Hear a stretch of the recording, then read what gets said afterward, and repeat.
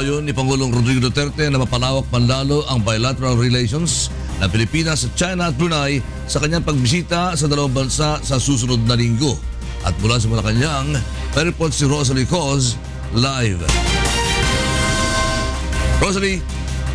Yes, magandang tanghali lakay. Nakatakdang bumisita si Pangulong Rodrigo Duterte sa Brunei at China. Sa October 16 to 18, magtutungo sa Brunei ang Pangulo. Pagkatapos ay dediretso ito sa China at mananatili doon hanggang October 21. Kapwa, makikipag-meeting si Pangulong Duterte kina Brunei Sultan Haji Hassanal Bolkiah at Chinese President Xi Jinping. Dadalawin din ni Pangulong Duterte ang Filipino community sa Brunei at China.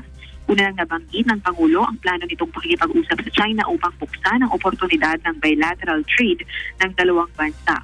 Samantala, ayon naman kay Foreign Affairs Assistant Secretariat spokesperson Charles Jose, isa sa pinalpa ang Memorandum of Agreement at Understanding na pipirmahan ng Philippine at Chinese government. Layo ng mga kasunduang ito na paigtingin ng public-private partnership at mag-imbita ng mas maraming foreign direct investors sa Pilipinas. Lakay? Maraming salamat, Rosalie Coz, nag-uulat mula sa Malacanang.